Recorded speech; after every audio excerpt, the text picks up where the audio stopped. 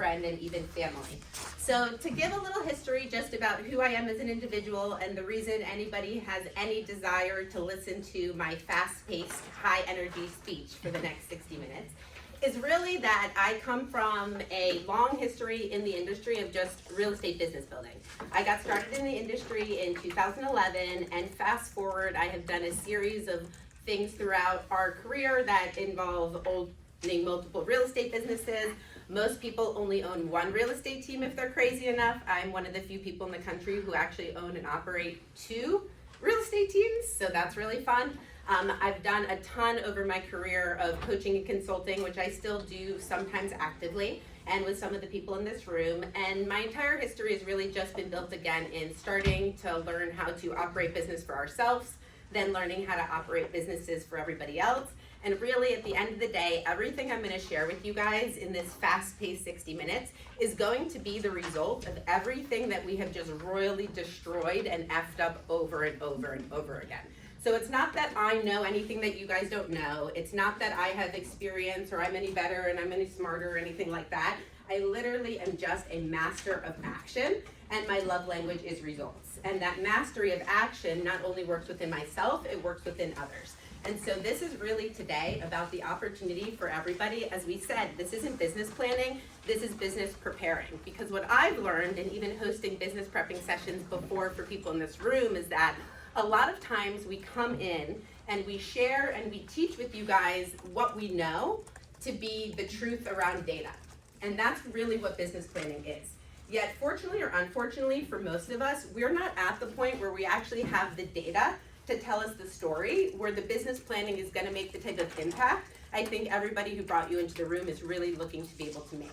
Now, my current role in this world through this history of business building and coaching and consulting and owning real estate teams places me as the co-founder and COO of Align, which is currently the #1 team in EXP in the nation. So very exciting stuff.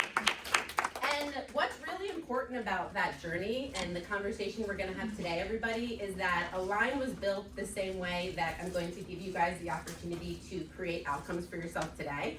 And it's really through the understanding of how to help people get what they want and build a business by design that actually works for you versus you working the work that you think that you have to do. And the journey to Align and being able to create these outcomes for everyone today, again, is really just about how can I create business for myself? How can I create outcome for myself? And what are the things that I actually need to know and have in order to be able to get there? Because I promise you, everything you think I may be talking about now is probably nothing that I'm going to discuss. And it all begins with us. So whether you're in this room and you are a single agent, whether you're in this room and you're leading a team or you're building a business, everybody's going to hear and receive me differently, and everybody hopefully is going to have multiple takeaways based on where their business is at today. Now, what I'm going to imagine for each and every one of us is let's just pretend that everybody knows everything that I'm about to say. I'm not going to release new information to you, even if all of it is new. Let's just create the construct that this isn't new information. We are all here to be able to re-receive and re-energize ourselves into the possibility. As I dive into the business prepping today, again, what I'm sharing with you is only the result of people who have walked before you and actually figured out how to do it by figuring out all the ways that it did not work. And if anything helps the resistance that we naturally have as human beings when we hear information or we hear new things, we don't tend to want to do them because we think that we need to be creative, or we still think that there's something else that we have to figure out. So again, I just want everyone to grasp on to you don't actually have to figure it out. Real estate is a predictable business, and I'm going to show you exactly how in 2026 you can make anything happen that you desire in your business for yourself or for others. So we ready? Yeah. Yay! Okay, so let's go into our business prepping workshop. So the first thing we want to really get into understanding today, like I mentioned, this is all about reminders, reinforcements, and recalibrations for yourself. You have everything inside you need. Does anyone in this room need to actually know how to work with a buyer? Raise your hand if you're still trying to figure out how to work with a buyer. Amazing. Raise your hand if you're still attempting to figure out how to take a listing. Perfect. So in that case, this isn't about actually how to do real estate. This is about how to do self and how to do others so we can get the results in the business we want. Is that fair? Who's here to grow their business in 2026? Yes. Now we got it. So understanding where you need to recalibrate, understanding where you have to reinforce things for yourself, and then just understanding that energy that's going to create your outcome is really what we want to pay attention to. Now, was this year easy or easy, everybody?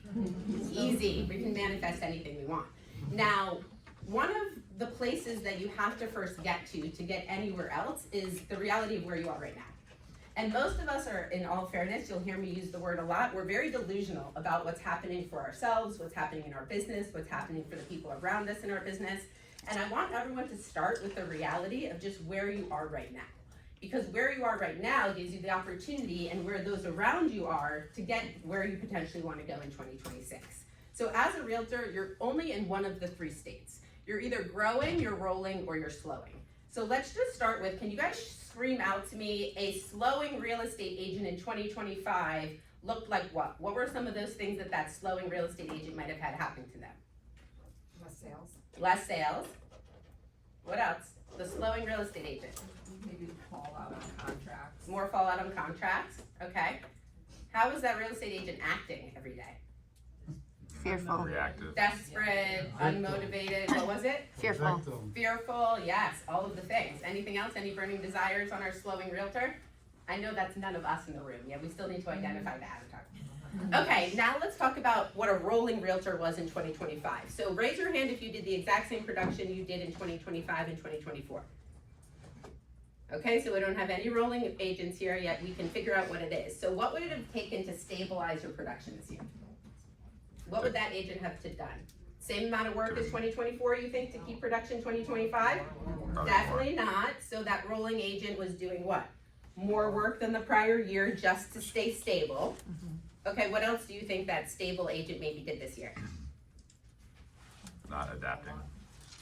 They didn't adapt to new things, but they kept working? Yeah. Would that be fair? Okay. Same. What else? Working harder to stay motivated.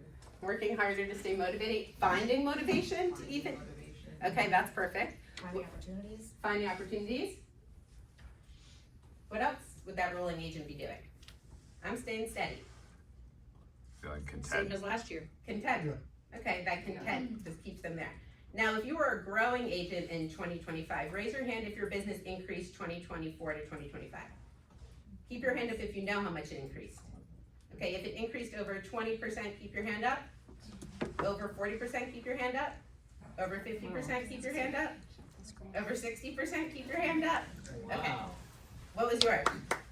Mine was about 100%. 100%? Okay, what was it last year? It was about 9 transactions and about 18 right now. Okay, now you doubled. Congratulations. I get to do the second closest, so we increased 61% year over year, 2024 to 2025, from just under 400 million to 650 million.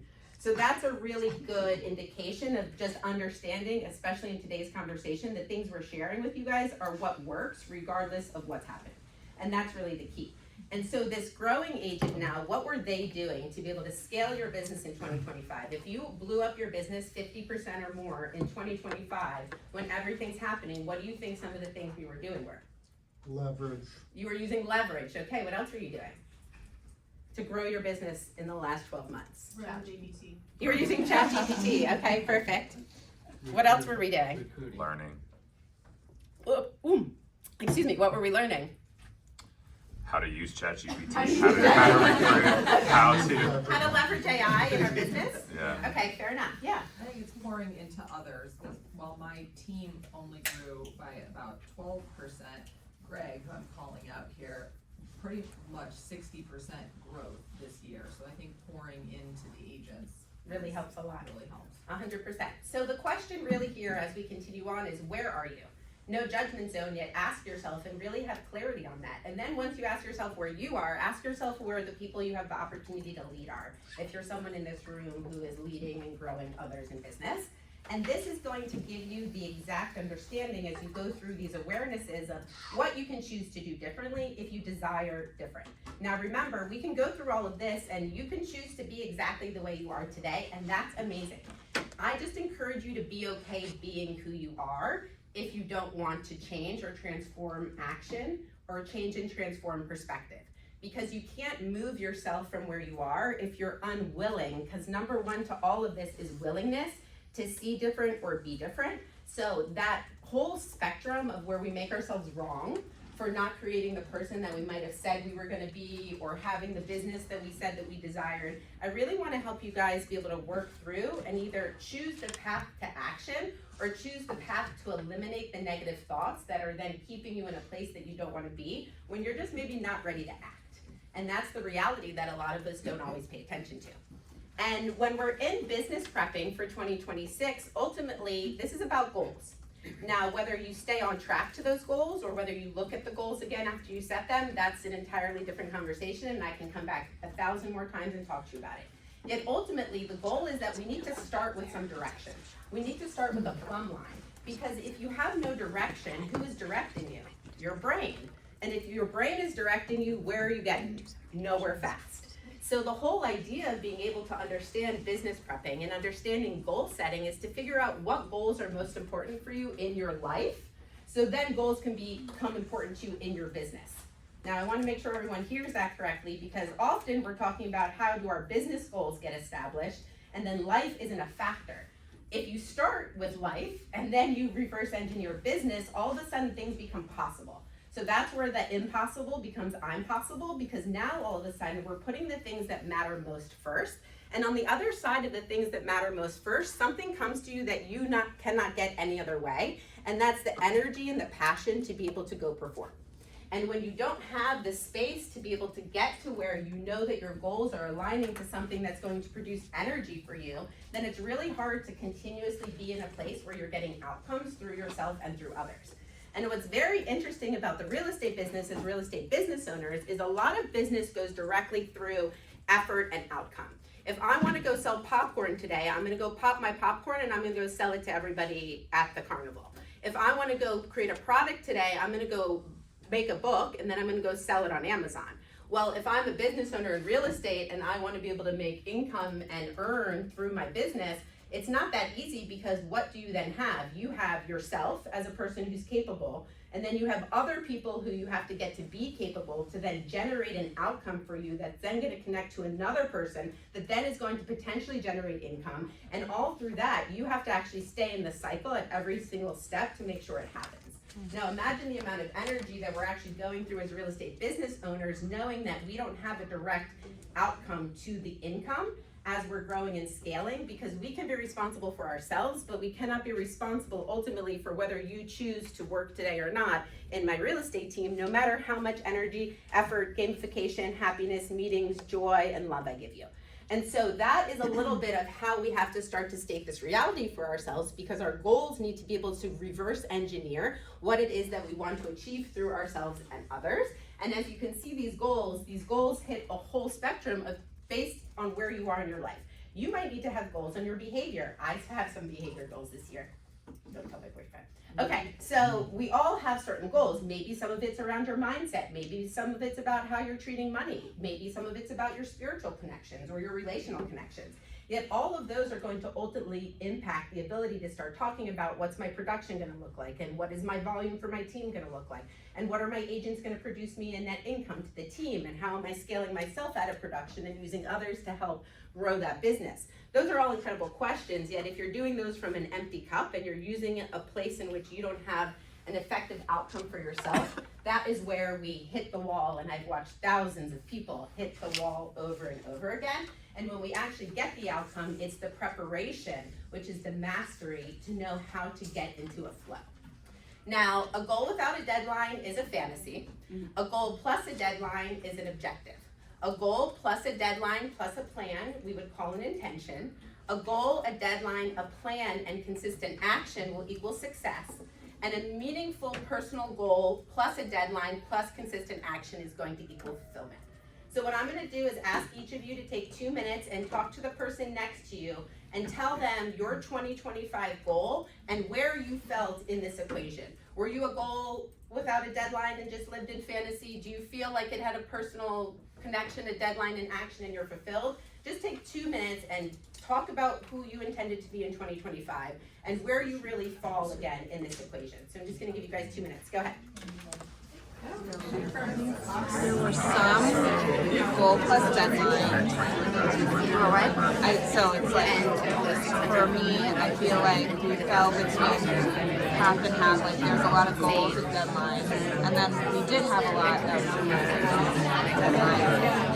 I'm looking at this paper. I was gonna say, I think some like most out of the line, like fantasy, I feel like we had that a little bit, like we did that. So, I think we had like a lot of each. Well, a lot of the first three.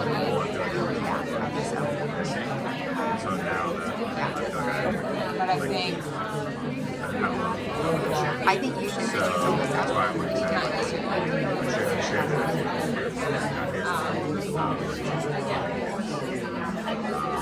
Yeah, I think that's what switch what? To someone else? I do. I'll talk to you. Oh, yeah. Switch. We're kind of the same. yeah, I'd say a lot of like the things that we did, we had a plan. Like for instance, the pie event for next year, instead of just having a deadline and plan, is increasing. Yeah, exactly. Like there's something So what I feel like we did was she was talking about like the different levels. If we're rolling, we're going backwards. So we're rolling, so we're going backwards. And we can't just roll. We need to I think that we should different things happening, but our goals weren't big enough. We didn't do things to lead us to that. 1, 2, 3. So that's why I'm like, that's one. Okay, raise your hand if in 2025 you were living a fantasy. People tell me. Raise your hand if in 2025 you When were they living an objective. But that was my own fault. Raise your hand if you were living in intention. Raise your hand if you were living in success. And raise your hand if you had fulfillment. Congratulations to the one person in the back. Go get him, Tiger. So we all have a little bit of work to do, yet ultimately this is the equation to help us just understand what's actually happening between what we are stating is the intention and where the actual environment is meeting the intention to get what we want. And sometimes if we knew what was missing, we would just go do it, or we would just go make it happen. And so it's a little bit of perspective can take us a really long way, and I hope that's helpful for each and every one of you. So here's what a realtor wants to pretend they are, and here's the reality of a realtor. Yes. Has anyone done a Pinterest versus real life before? I did one this weekend. And so the truth is that we are waking up and we are wanting to fake it till we make it and be the best version of everything that possibly exists. And the second that that doesn't happen, what do? We tend to stop. We tend to paralyze ourselves. We give up. We tend to go into confusion. We pretend there's a lack of clarity. Everything happens because we can't look good and be right, and that's the human mechanism. We all want to look good and be right. Now let me ask you, who bakes in the room? Who's a baker? Okay, was your first cake as beautiful as that beautiful lamb? No. How many times did you have to make the cake to get there?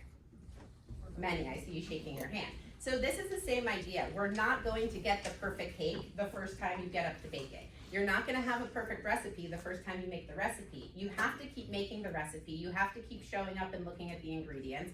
And you have to have a tenacity to actually create what you want and not give up when you don't see it the first time you attempt it. And one of the things as real estate agents, we happen to be an industry of what I love to call dopamine addicts.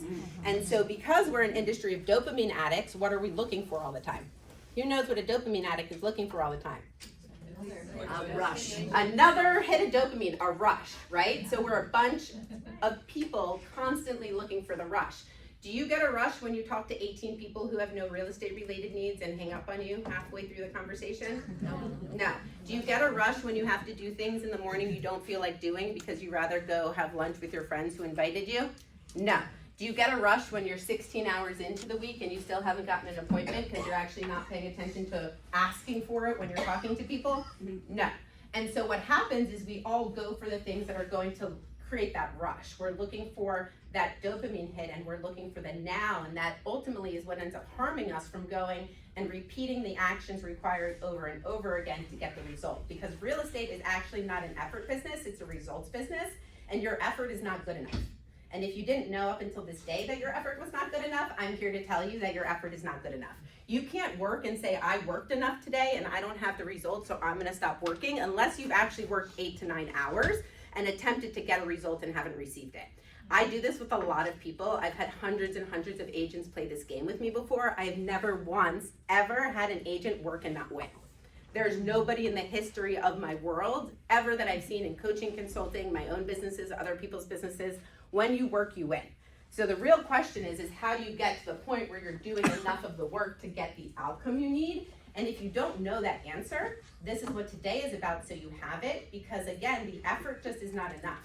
The result is the only thing you can produce in this business that's going to get you what you want. Effort towards outcome is incredible, yet the effort towards the outcome where it's enough of it to get what you need is really what we're looking for. And so it's that journey of being able to make progress through imperfection, because we all want it to look a certain way. We all want to know that if we're going to make 8 calls, we're going to set 2 appointments.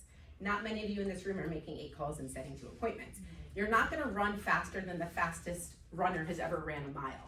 And I share all the time, some of you may have heard this analogy before, if you're waking up every day and filling your water bottle and drinking your protein shake and putting on your Brooks and getting dressed and going and running for 3 minutes every day and wondering the reason you're not hitting the mile marker, but you got dressed, you drank your protein, you took your vitamins, you're running, you're doing all the things. Well, there's no one to tell you there that the fastest runner did it in 4, and that means you're probably going to do it in 8 to 11. But every day you're up here running 3 minutes, and you're running 3 minutes, and you're running 3 minutes, and you have to run 8 to 11 minutes. So I'm going to tell you, each and every one of you in your business, where are you running and not running to the finish line? Because running is not enough. Getting a sweat in real estate is not enough. Getting to the finish line in real estate is the only actual thing that is enough. And when we think our effort should produce something that it doesn't, that's just our feelings lying to us. Because your brain doesn't actually tell you the truth. Your brain tells you what you're used to hearing and used to feeling. And if you're used to not having success, and if you're used to not setting appointments every time you dial, and if you're used to not getting the outcomes you tell yourself you're gonna get every day, then what do you think the brain is there to set you up for? It's certainly not up for success. It's there to prove to you you're right. Yet we're here to prove to our brain that our brain is no longer in charge, because I firmly believe that you are the CEO of your brain and your brain is the CEO of your life. So you choose. Your brain is going to CEO your life, whether you show up to be the CEO to the brain or not. So you have the option to be the leader of your mind to get the outcome, or you can have the leader lead and you're gonna go wherever they take you. But remember, you do have that option to be the CEO of your brain, so your brain can then be the CEO of your life. Yet these are all choices and awarenesses that you have to choose to access, because I'm gonna sit here for this beautiful hour and share all these perspectives and all these different paths to potential success. Yet you're likely gonna leave the room and maybe remember 1 or 2 things, and your mind is just gonna take you all back to what you're used to. And so the goal here is, what are the notes I can walk away with? What are the perspectives I cannot let go of? And then how am I gonna be able to choose differently from what we're actually having the conversations around understanding is happening for you? Now, what I've learned in all of the business building I've had the opportunity to do in the industry is that there really is a structure in which everybody follows to a certain extent, yet everybody does not follow the lineage of the structure to actually get what they need and want. And so this is really the design of what I've used to help people double their business and really get anything that they want, just through the clarity of structure. And when you look at these different components, you'll see that you're starting with mindset. It goes to preparation, planning, tools, follow-up, appointments, closings, and then of course our forever clients. Yet the reality of what happens for most of us is that we don't start in mindset on a daily basis. Where do you start every day when you go to work usually? What's the first thing you get to work at?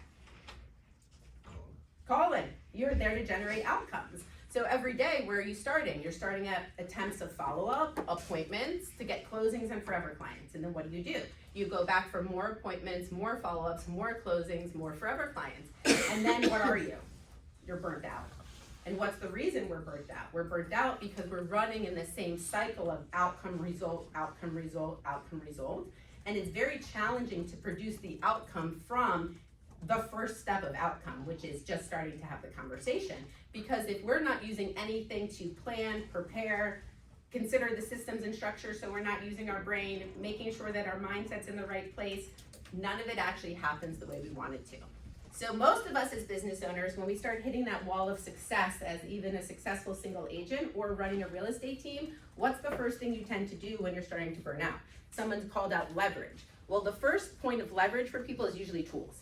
So then what do? We look for tools. And then what tools do we look for? We look for the tools that the people are screaming from stage is working for them. Or we're gonna use the tool that we're gonna see our brokerage say, hey, is the next newest thing in the world, so go use it.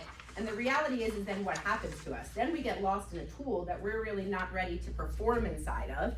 And then the time we were doing the activity now gets lost in the time for the tool. And now we're being operators when we're incredible sales and relationshipers. So then we just continue, I see people turning around and looking, so then we continue to break down even more in this journey.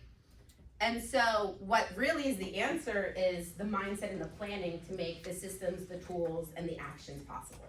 And so when you actually can structure yourself to solving, understanding what has to be going on in my mind, in my perspectives, and in the mind and perspectives of those in my environment, before I can then plan for the action so that the action gives me energy, not burnout.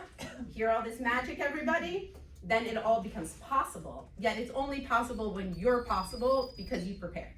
And if you don't prepare and you don't take that time, this is all just choice of time. There's no magic to this. Everybody's gonna tell you the same thing, whether it's myself, another mentor, another coach, someone you wanna spend $5 million to tell you what to do. They're all gonna tell you the same exact thing. They're gonna tell you to figure out how to be willing to act in 17 different languages. So I'm gonna tell you guys that the key to your willingness to act is to actually prepare your brain to know how to do it where it doesn't put you in a paralyzation of a flight or fight, or it doesn't put you in a place that you start at burnout every day. And these are ultimately up to you. Again, I can share the awareness. Yes, it's gonna be for you to take it home and figure out how in your life it's going to affect you. Yet wherever you are in this cycle is the place that's keeping you from that ultimate outcome, because it's an energy game that we have to play with ourselves and with others to be able to perform at that level consistently. Because what ends up happening in burnout is what? We have to take breaks. We have to recharge ourselves. We have to get back to it. We have to deal with all the clients that we were just ready to literally be done with. And so then what happens is we ride that beautiful real estate roller coaster. And how come we're riding that beautiful real estate roller coaster is because we actually don't stay in the actions of burnout because it burns us out. So then we stop doing it for a little while and we take our foot off the gas. And then we start to play with the tool, or we start to let another person distract us, or we let something else cause an outcome that's not what we want. And our mind's not in the right place, and we're not preparing. So who's in charge? The brain's acting as the CEO with no boss. The brain CEO seems to be in Fiji. Well, if your brain CEO's in Fiji, it's gonna do whatever it wants, and I promise your brain is never gonna give you what you want. You and your brain are not friends when it comes to outcome. And so what we need to do is figure out how to effectively get to the place that you want to be in for wherever you may be today in your business. And that's gonna be, are we still creating possibility? Like, are we still in vision, in outcome, in understanding purpose? Because if we're still there and our belief system and our willingness is not in alignment, there's no other class you need to go to. There's no other leader you need to partner with. There's no other coach you need. If you don't believe you can do the work that you're here to do and you aren't willing to act, you should not be in real estate. That's just the reality. If you're questioning yourself every single day of how I'm going to do this work, and it's taking you so much energy to attempt to make a call you cry, it's okay. Real estate may just not be the best place for you, because you have to have willingness. You have to create a desire through the energy of outcome, because desire is not the starting place ever. And if you're looking to feel like doing real estate work, you're not going to feel like doing real estate work. You have to have something bigger than the work to do to get the outcome. And that's the reason that 88% of agents are not selling more than 4 houses in a year, and that's the reason that most of us can't even build a steady business of 1 closing a month until we actually get to a further scale of knowing how to create that outcome differently. So I just want to remind you all, it's either going to be possibility, it's going to be strategy, which is now what I'm talking about, it's going to be the energy, and it's the reward. And in order to get the reward, you have to figure out what cycle you need to hit first. Now, mastering others is strength, and mastering yourself is true power. Now, how much time do we spend attempting to get other people to do what we want them to do versus just doing it ourselves sometimes? So that's a question we have to ask. Like, where is that line between the gen-only list and the what is everyone else going to do to get the outcome? And where is the mastery itself so that my performance creates what I want, so then that energy feeds into other people? Because it's really hard to get other people to be engaged and enrolled in performing with you and for you when you are not engaged and enrolled in performing yourself. So if you're not doing things, people don't want to do things with you. If you're sitting there telling everyone what to do all the time and you're not doing anything, do you think that's empowering for people to believe or want to engage in a willingness with you? They don't. And so again, just asking yourself, where am I in this journey and how do I understand myself so that I can perform is really the key of this. And when you break your independent behaviors up, you really are going to be two different people. You are going to have systems of behavior and you are going to have systems of operation. And your systems of behavior are going to involve the way you get yourself to do things. And your systems of operations are going to be the tools and systems you use so your brain doesn't tell you what to do. Now, quick examples, because I could talk forever and ever here. A system of behavior would be putting your phone in the bathroom so you don't snooze and you wake up early and actually are of intention. A system of behavior would be that you know that you have calendar challenges, so you scroll your calendar before you scroll Instagram as a habit. And you make sure that you've looked at your calendar and understand what's next before you allow yourself to scroll social media. A system of behavior is post, don't scroll. I get really caught up in what other people are doing. I have a lot of challenges with how I think people are posting or perceiving. So when I scroll, I keep myself from posting because I get feelings. So what's my system of behavior? My system of behavior is I post every day and I do not scroll social media because the scrolling takes a negative effect on me mentally, and the posting is my daily billboard to be front of mind for my business. Examples of systems of behavior. You're not changing yourself and you're not changing the people around you. So if you're gonna behave exactly the way you're behaving and we're not gonna wait for the day that you're gonna be different, how is there a system that helps you the way you are today? That's the magic. We're all looking for one day, when this, when that, if this, if that, when he, when she. None of it's happening. All you have is this moment, this breath, now, and a possibility. And so how do you meet that with an understanding of what am I going to do because I need a different outcome than I may be getting today? If you are somebody who is challenged in calendar, which tends to be the thing that I wish I could teach classes on all the time, because it's everybody's challenge, but when you market calendar classes, no one wants to come because everyone's afraid of calendar. So I think I'm gonna market that I'm giving away $1 million and I'm gonna stick 1,000 people in a room and I'm gonna be like, hey everybody, guess what we're actually here to do today? We're gonna talk about calendar, because everybody comes to me at the end of every time I teach and they're like, I really wish you spent more time on calendar. And I'm like, I understand, but if I tell you that we're gonna teach calendar, you're not gonna come. So that's just like a mastery of how you also tend to work with the people you lead.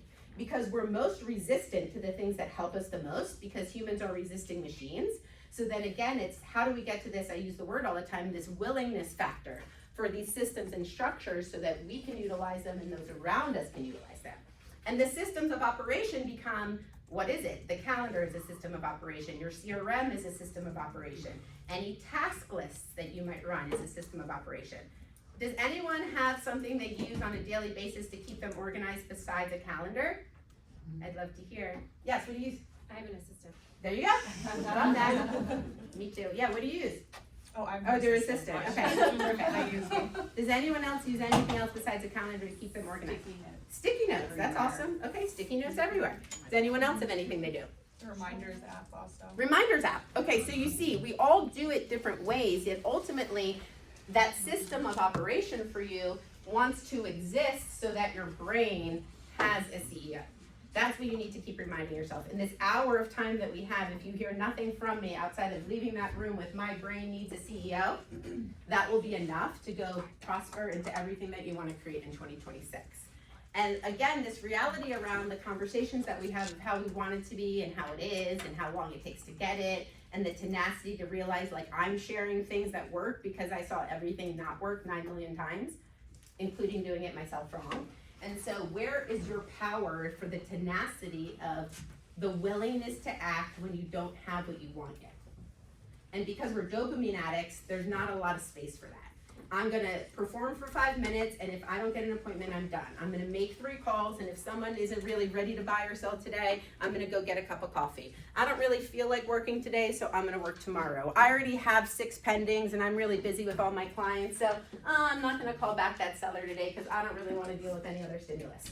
Okay, so you can make all the choices that you ultimately want to make, but what happens is everything is a hot mess. We as human beings are hot messes, and the majority of people around you, even though they want to perform and be the very best for you, I don't know about you guys, but I see people needing grace, constantly on a daily basis the best of the best people that I know. Really, the most talented people that I work with on a daily basis need grace constantly. So where is it that we don't need grace, or that our brains are not allowing us the grace to know that it's not going to be perfect, and it's not being done to get it right, it's being done to take action towards clarity. And clarity is what's missing for most of us when we don't perform to what we say we want. And so the only way to get to the clarity is to actually continue the path of action until it's clear enough that it works. And when you stop because you performed and you didn't like how the people clapped, well, what if you stop the song and the third chorus and they're still waiting for you to finish? So that's really the game that I feel like we're constantly playing, is what we think it should be and what it actually is, and then how we CEO our mind to say, hey, we're just not there yet. Your dopamine's coming, it's just not in this route, and the hit's later. So keep going and wait and go and have that tenacity to succeed through the things that don't work. And when we learn action, we learn everything.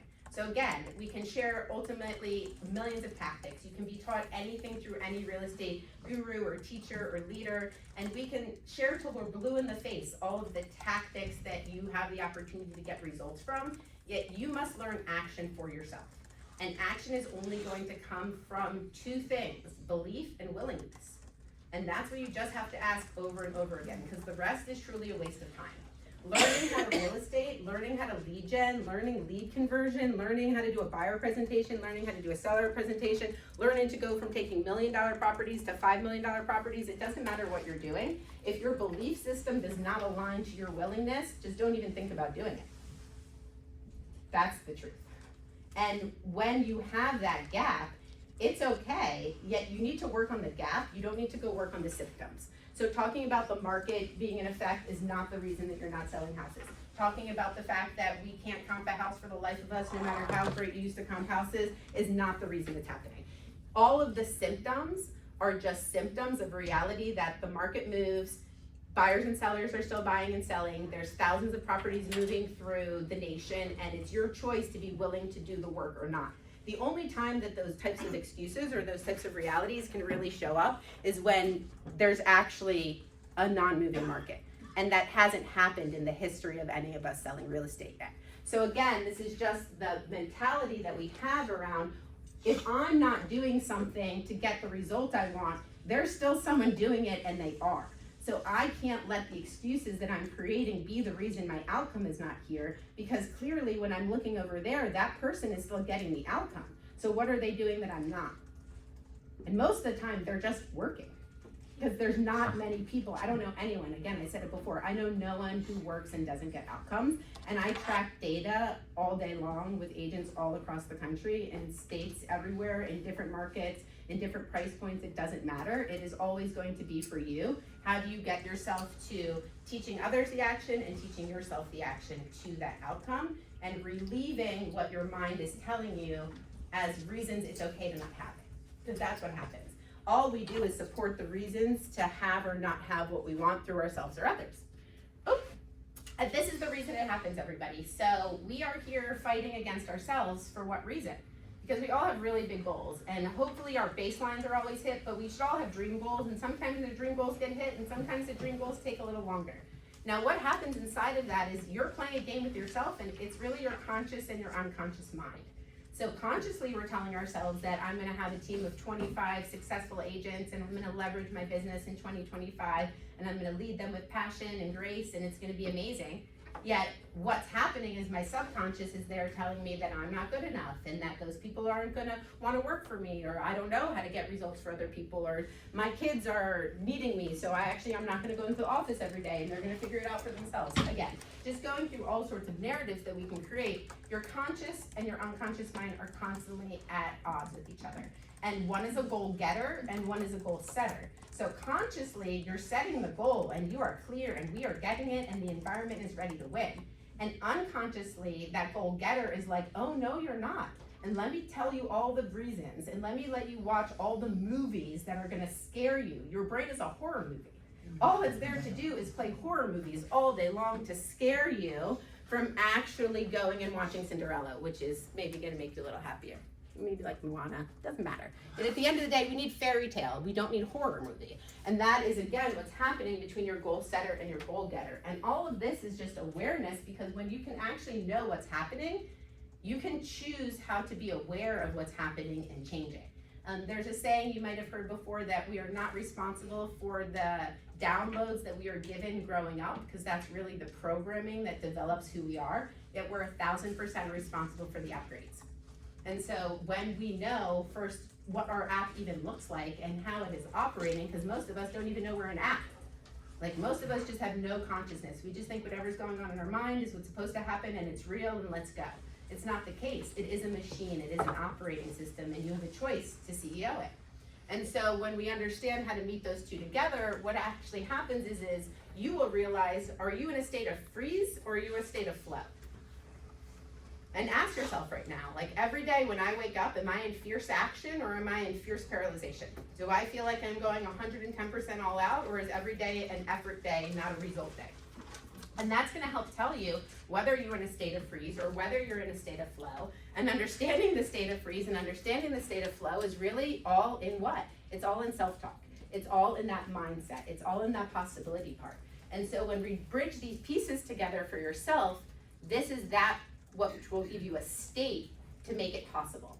If you are in the frozen state, there is no point business planning. If you are in a frozen state, there's no point saying you're gonna go close $25 million in listings next year. If you're in a frozen state, there's no purpose saying, hey, if I just had 3 agents helping me, I could scale down my production and start building more agents. That's all fine and dandy, yet you have to be in a state of flow to get there. And so again, this whole day is about business prepping, because it's all of these pieces that actually have to happen before what it is that we think that we need to do to make the doing possible. And so again, no judgment, yet ask yourself, am I in flow or am I in freeze? And are the people around me in flow or are they in freeze? And then what needs to happen for me and those other individuals so that we are in a place of affirmations? We have that internal belief system. We have positive self-talk. And we have a willingness because we believe in ourselves. You just can't work from a disbelief. It doesn't happen unless you can borrow the belief of somebody else. So 2 choices, believe in yourself or let someone else gain you that belief system that you can borrow and you can work towards. Yet, if you don't believe either of those, it's just really, really hard to get from a state of frozen. And then you make yourself wrong because you're not doing what you want to do. And then your goal getter and your goal setter are at odds. And then your mental state is at odds. And then your language with yourself around who you are and who you should be is at odds.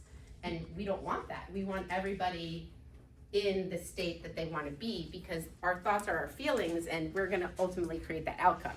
So if you wake up every day and you tell yourself I'm worthless and I don't do shit right, how's that going to go for you? If you wake up every day and you say I'm not smart enough to do what they're doing, how's it going to work for you?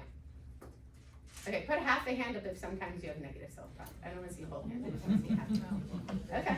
Now, what happens here if we go into the state and you say, I believe in myself and I can do anything today? Where does your mind go?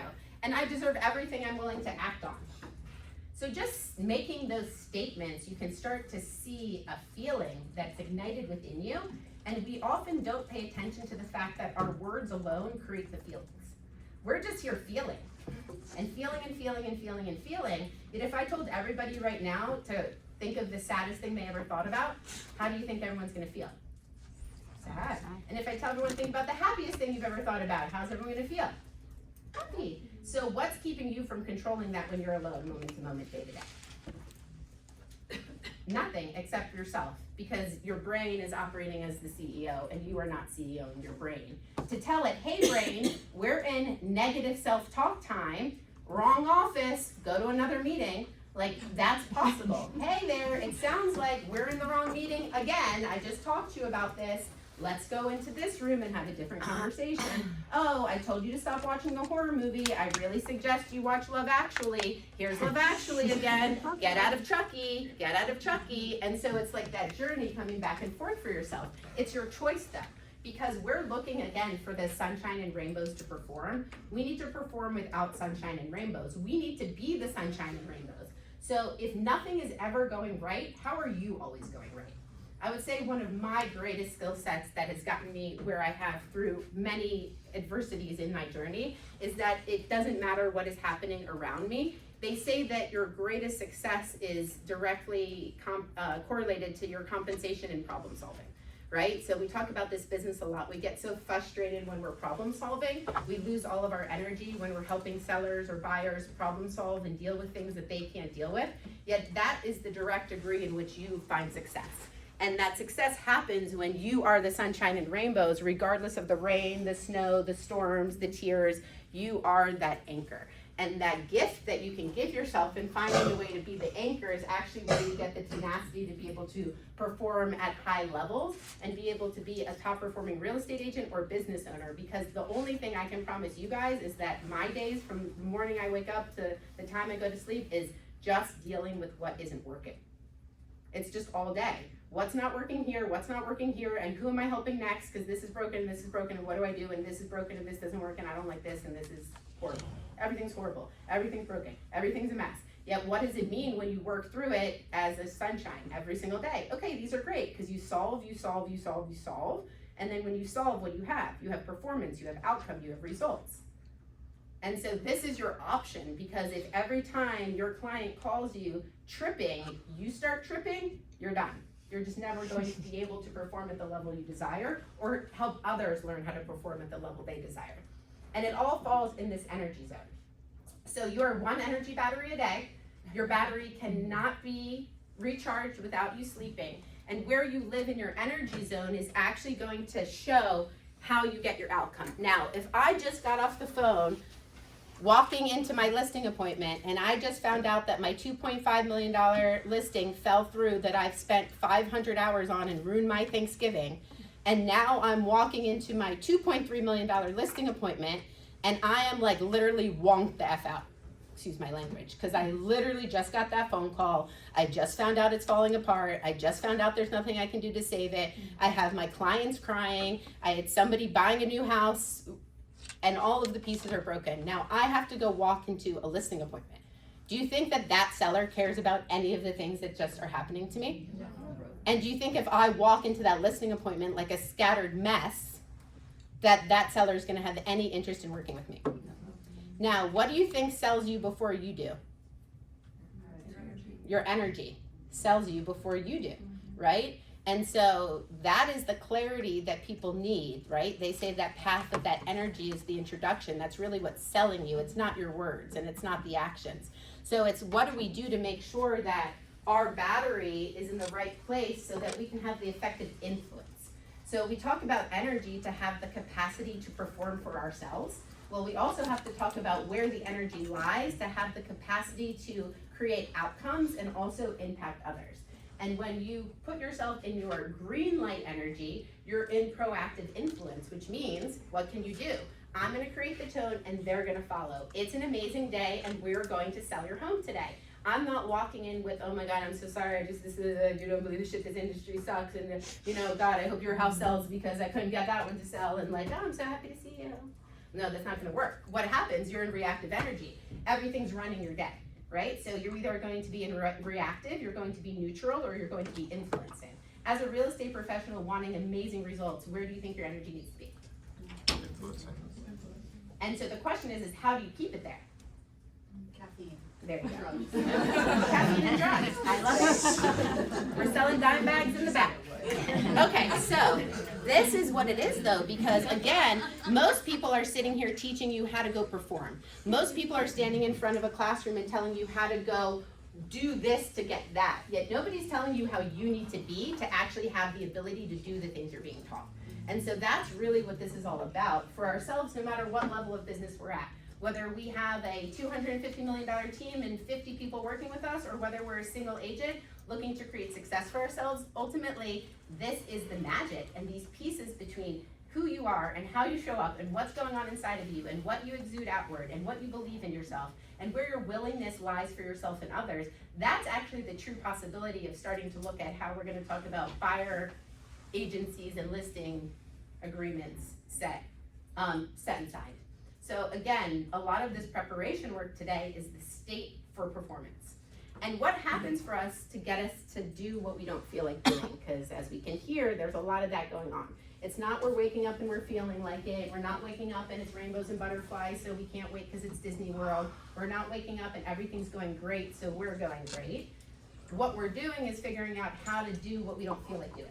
What we're looking for is the reason that we're here helping others, the reason that we want to produce income that's greater than the fact that we might need to eat and take care of our families. And that comes in that whole idea of purpose. Some people call it big why, some people call it your North Star, call it whatever you want. I'm gonna call it what is going to get you to work when you don't feel like doing it. That's the question. It can be big and it can be small. It can be that you wanna cure world hunger, and it can be my personal mission is being a better version of myself than I was 5 minutes ago, so it causes me to have to always be acting. Because when I tell myself I have to be better than I was 5 minutes ago, I can't be better if I'm not doing anything. And that was just something that I caught on to really early, because I used to have all these big conversations. I came from KW, and they always used to talk about your big why, your big why, your big why, your big why, and we would freeze, because it's like, well, what is this big why that's getting me to act? And I didn't know it, so then it hurt my possibility in building performance. Yet when I figured out that my big why was just to be whying, like it was just to perform. When I learned performance, it doesn't matter, because the action consistently happening will always produce the outcome for you. And who wakes up every day looking for how they're gonna get an appointment or a pending? Okay, well, if you're looking for the appointment or the pending, where are you starting here? Productivity. Profit. You're starting at the top. And so how do you function when you're always starting at the top? Burnout. You guys, who wants to come up? You have all the answers.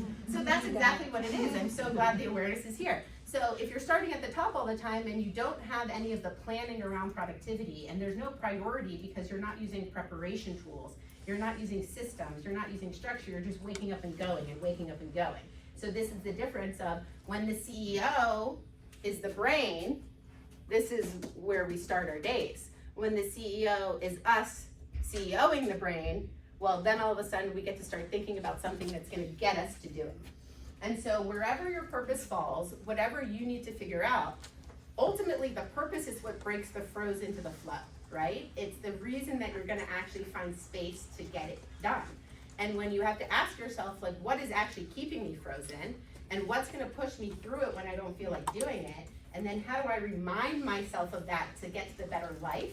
Then the outcome we want will happen over and over again with ourselves and others. Because this is really a big one as leaders that we have to spend a lot of time on, because the most challenging thing to do, forget getting yourself to perform, is getting others to perform. And forget getting others to perform in consistency, which is really the magic you need in this industry to get people what they want. And you can't get anyone what, you can't get yourself what you want as a leader until you can get everyone around you what they want. And that's really the truth. It doesn't matter how good we are, it doesn't matter how good we can act, or how many houses we can sell, or how many listings we can go take, or none of that is a fact. If we have an environment and a group and a team and a business of people, they need to get those results too. And so that's really where we start to mirror those two things together, and figuring out how do we help each other get to this life that we want. Because ultimately, real estate is a career, and a career is usually here for us in a life to produce income, to produce results, to produce outcome for our family. This is our career. So all the reasons we want to help, all the reasons we may want to do these things, it's amazing that ultimately, how are you connecting yourself to that bigger purpose? Okay, so I know that I spent the first half of all of this talking about ourselves, talking about our mindsets, talking about the structure of how we may perform. Before I go into the second half and really get into the data, and now that our mind is right and our belief system is in place and our willingness is lined up and ready to go, we can really look at the tactical how of the numbers a little bit.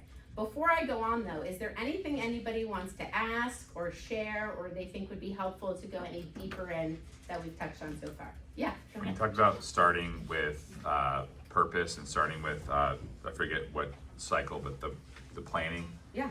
Is that something that you're doing, or you suggest we do on a daily basis, or is that like a weekly? Because that's what I struggle to find time. If you're in production so much, when do you actually do all of that, the thinking and planning? Yeah, so everybody's gonna be different, and again, this is meeting your actual lifestyle where it's at. Yet what you want to have is what you're doing before it's time to do. So some of us may be able to plan and prep really big, and some of us may be able to plan and prep really small, meaning like it's 9 a.m. and I'm gonna look at 9 to 1 right now. And then at 1, I'm gonna look at 1 to 5. And some of us on Friday might have the month already modeled out with holes for appointments and when we may be doing things. So it's just time on task. And wherever the time on task works for you, you just need it to happen. So I'm not gonna sit here and be like, you have to plan on Sunday, you have to plan on Monday. You don't have to do anything. What you do want to do is be willing to take time to prepare. And if you take the time to prepare, then you have clarity to act when it's time to act. And the biggest challenge with calendar is that, okay, I'm gonna put on whatever, lead generation, I'm gonna put on lead conversion, I'm gonna put on follow-up. Well, if I have to follow up from 11 to 1, and it's 11 and it's time to follow up, what am I doing? And then here's my brain, CEO, follow-up time, tell me what to do, boss, follow up. Well, that doesn't work.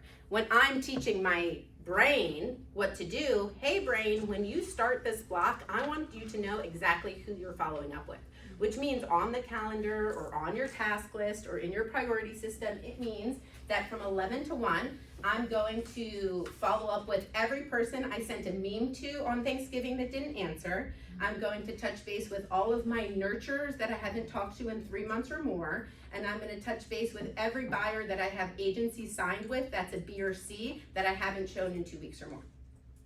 Okay, then what happens? What happens then is it's 11 o'clock and I'm not thinking. I'm reading this list and I'm like, okay, let me go check all the turkey butts that didn't answer and go send them a text. Now let me go in and look at the pipeline and look at all these people that I haven't talked to in 3 weeks or more because they were at this 90-day plus nurture cycle. Now let me go in and look at my 16 agencies of my B's and C's of people that I'm not showing because I'm not paying attention to them, and then I go.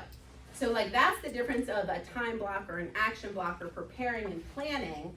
Everybody's gonna tell you a different way to do it, and I can certainly model ways that it can be done, and I can tell you how I do it, yet it doesn't matter. What matters is time available to think about what you're going to do before it's time to do it. And however you do that, that is what the preparation needs to look like. And that will get you the outcome without judging yourself against how other people are doing it, because that's what happens. Especially I feel like in planning and preparing conversations, people who plan and prepare share how they plan and prepare, and then the people who don't plan and prepare literally paralyze themselves in the idea of what these people are doing because it's so unfamiliar. And it's so not of habit.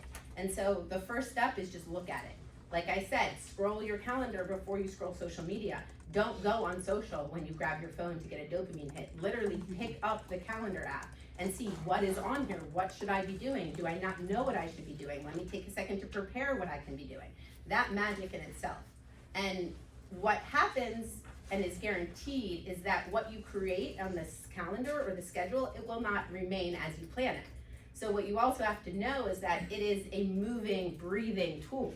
So if you plan to do something from 1 to 3 and all of a sudden you got 2 offers on a stale listing that's been on the market for 67 days and you have conversations you have to have that you weren't planning on having, well guess what? That 1 to 3 block that you were doing deep work didn't happen.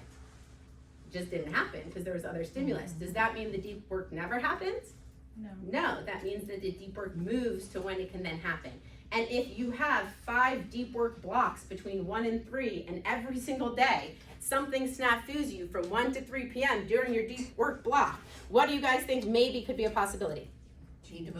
Move the deep work block, because maybe you're less stimulated in the morning, or maybe you're less stimulated at 3. Some of us has really high energy in the morning, and some of us don't wake up till 3 o'clock and start jumping up and down off the walls.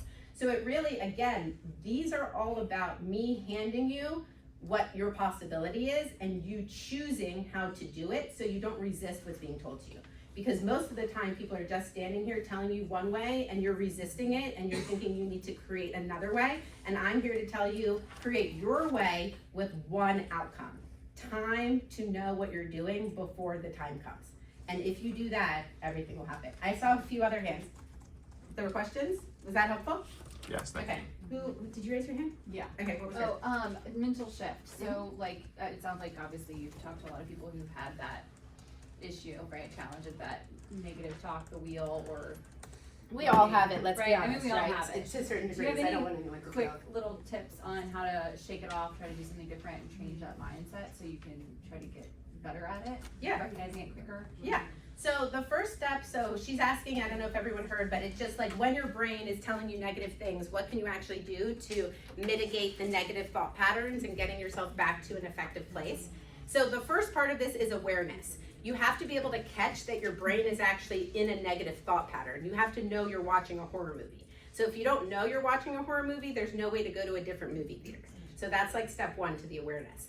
Then the second you understand that you're watching a movie, the next step is to figure out what a pre-planned happy movie is that you want to see. So if your negative self-talk is that people don't want to, I'm just going to make an easy one. People don't want to talk to me because I don't have anything interesting to say. Well, I'm excited to talk to people so I can create commonalities with them, right? I don't want to call any more sellers because I've had so many issues that if I have to take another listing and deal with anyone, I might quit. Right? I love the opportunity to work with sellers and help people because I am a master at problem solving and helping anybody get their outcome. So again, it's like anchors. So when you see the horror movie, how do I go to a fairy tale? See the horror movie, go to fairy tale. And you have to know what fairy tale you're gonna watch ahead of time. You can't say, hey, I'm in a horror movie, let's go to Blockbuster and go pick out a new movie and find the fairy tale. It doesn't work that way. You have to be like, oh, I'm watching Chucky, Cinderella. I'm watching Chucky, Cinderella. And the way the brain works from a neuroscience standpoint, everybody, is that these are actually ravines in your mind that are put in place through like the neurons and energy flowing through you. So every time you switch the thought pattern from negative to positive, it will actually create a new ravine in your mind and it starts flowing the energy that way. And if you tell yourself the positive thought enough times, the ravine of positivity gets deeper than the ravine of negativity and the energy will actually flow to positive first. There's actual science to the way that you can reprogram the mind's thought processes. You have to just keep repeating it over and over and catching it. Is there anybody in this room who's actively working on switching negative thought patterns to positive thought patterns? Is anyone in the room willing to share something that they're doing that's working? Yeah, please. It's hard, obviously, but I hear myself, and it's kind of like I hear my own voice in my own head, and I kind of think about it as like, that's not me, that's not my voice, that's somebody else. Like my team leader likes to call us a little bitch in our head. There you go. Get out of here, Mitch. Yeah, so I recognize that she's in my head and I'm like, I don't know her, leave her alone. So I'm aware of what's happening and then I immediately kind of shift to whatever it is that I may be doing or distracting myself from that self-talk and just distracting myself from that and taking myself away from those feelings. Yeah. That's really, really good. I love that. Thank you. Who else? Yeah. Well, I was gonna more so ask a question. So, let's say you're great at doing all of that. Yeah. You're going to have an off day. So, let's say you have an off day. Do you allow yourself to have an off day, and how do you bounce back the next day? Or let's say you give yourself an hour to feel the feels. Like, how do you, because I think realistically you are gonna have that moment. You always do, yeah. So again, we are all in a space of having ineffective negative thoughts and we all do not win every single day. We may not win any days. Ultimately, it's what you're saying though. It's how do you shorten the cycle of the negative thought as much as possible. The neuroscience statement around this is that you can't control your first thought and you can control your secondary and every thought after. So that means that you'll never actually be able to stop the negative thought process, that programming, where the thought comes from initially, because it is actually programming in you. Yet what you can do is you can learn how to quiet it, and eventually it can just completely become so quiet that the positive thoughts will just be loud enough that it won't matter. And when we get into that space, it's really just how do we state and remind ourselves that it depends what's going on, but you just have to re-anchor yourself back to a state of level-headedness and knowing that like it's okay to not be okay. Like that is also okay. It is just okay to not be okay. It's okay to feel feelings. It's okay to go through emotions. It's okay to experience grief. It's okay to experience disappointment. It's okay to have things happen to us that we don't want. It's okay that we have to deal with emotions from people that we can't control. What's not okay is that we let ourselves get to a place where we're not okay. And so that is really it. It's like, how do you just keep reminding yourself of how to get back to okay? And everybody's story in their mind is a little different. And when we don't feel up to living, we can't get out of bed, we just want to sit there and like feel the feels. When you think about real estate, I tell people the day that you can't get out of bed and don't want to work is a great day to DM. Right? So it's like, you can still sit and message people while you're crying. You can. It's the truth. You can still send people funny Christmas memes while your mascara is running down your face. You can be, I'm gonna give you a perfect example of this. I have somebody right now who's laying in a hospital bed because she herniated a disc and is in so much pain, she's having emergency surgery. She could be sitting in her hospital bed right now, feeling the feelings, crying because she's not with her family. There's not really anyone to help her with her daughters. She's going through everything that you can imagine right now, totally stopping everything she had going on in her life. And she texted me this morning and told me that she set 4 appointments. Because what is she doing? She's sitting there lying in her hospital bed, and instead of being miserable of the fact that she has to sit for emergency surgery, she's literally texting and DMing people and getting 4 appointments. So again, I'm just giving you that perfect example. It doesn't matter what state we're in, we can choose. Now, you don't always have to work when you're in a bad state. I'm not saying that that's the case, because I'm a big believer in being on to be on, so then when we're off, we can actually be off. And sometimes we're choosing off, and sometimes the hospital chooses off. Yet whatever it is, it's a choice. Yet I just want that to be the example. No matter what state we're in, we need to give ourselves the grace to be in that state. Yet if you keep acting out of the state, that is really the magic. Like, still do something that's useful. It doesn't have to be for business. It can be for yourself, because just action is the only thing that changes the brain's way of thinking and seeing. You can't think yourself into the brain believing something different. It's impossible. That's not how it works. You can only act it. So if you're in a state where everything is falling apart in life, just go help somebody. Like I talk a lot about the fact, I did a lot of my coaching and consulting when I was working with like a lot of people versus my focus of a line. Arguably, I would say in some of like the worst times in my life, where I was at my lowest, is really when I was helping people be their best. And part of that was my intentionality always lived in, I had to create energy that was going to create outcomes for others.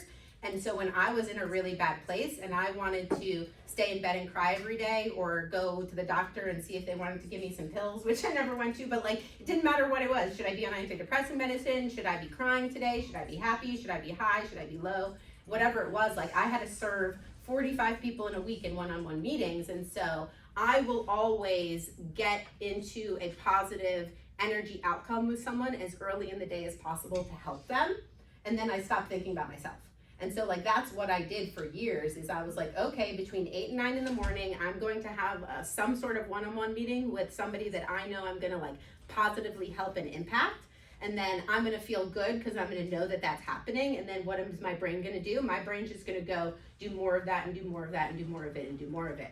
And part of it can be trauma response, yet when your calendar gives you what to do, you don't have the time to think about the things that aren't working for you or that aren't making you happy. And whether you're going through life changes, or whether you're going through divorces, or whether your business is changing, or whether your family's changing, or whether somebody died, all of the things are gonna happen in life. Yet, like, how do you get an action that keeps you from being in that space? So again, I just didn't have the time to think about wanting to be crawled up in bed. I didn't have the time to think about all of these ineffective emotions, because I just chose to help people. And so for each and every one of us, it can all be different for you. I just knew that if I helped someone as early in the day as possible, I would just keep helping people. I didn't go stop helping people. I didn't go take my clothes off and go to bed and be like, okay, I helped someone. I would go help like 15 more people. And then I would just take that and take that and take that and take that. And then that energy almost has the power to heal you in a lot of ways and bring you back to a place where you can continue to go get what you want, even in the darkest moments. Mm-hmm. Yet when you stay in the dark moment alone, all you get is darkness. Mm-hmm. I love to be able to be like, hi, horror movie, run. I do not stay in my horror movie, to whatever extent it can be. And for each of us, the journey is different, right? It's just the choice for you of what you can use to get you out of the horror movie.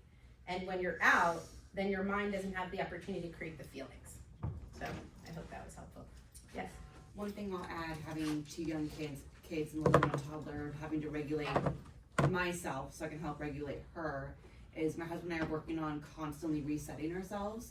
And like, you can reset a million times a day if you need, because sometimes it's really hard when there's like no logic in their little brains and you're like, and so the resetting is like a good thing for us, where it's like, take a minute, breathe, and then go back. And I think that can be obviously employed in anything. It's just when you need that moment just to take it. Yes, they always say the power of your breath is the gift that no one can take from you. So like that example of when we had to walk into the listing appointment when the deal that we just put our heart, soul, and ruined our Thanksgiving over just died, and now we have to go walk into this beautiful luxury listing. The best thing we can do is close our eyes and take 5 deep breaths, right? Your breath will always re-regulate yourself. And again, if you're familiar with breathing exercises or not familiar with breathing exercises, we could do things all day long together, yet ultimately the breath is the thing that will always take you back to your energy center. So thank you for sharing that. Does anyone else have anything that they want to share just around thought, process, what they use? Yes.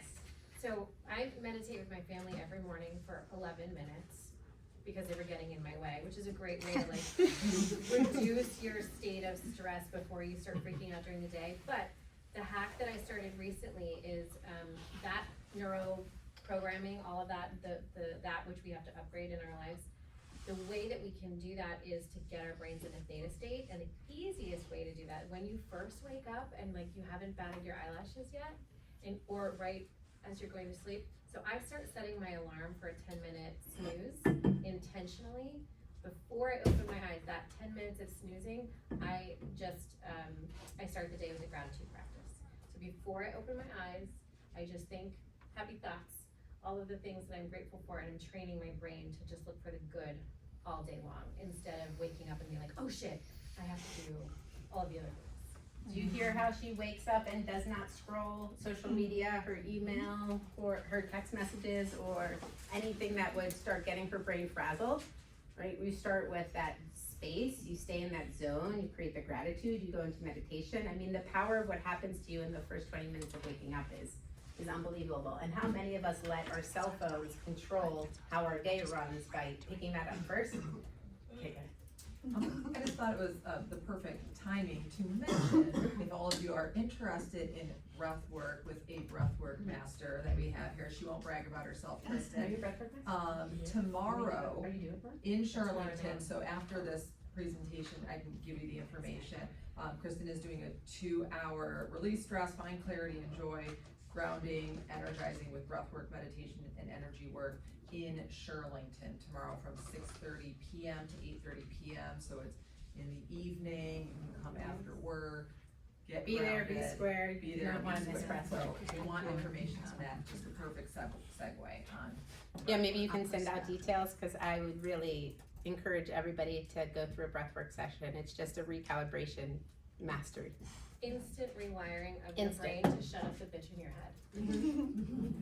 Does anyone else have anything they want to share on our mind, our power, our influence before we go into the fun business side of it?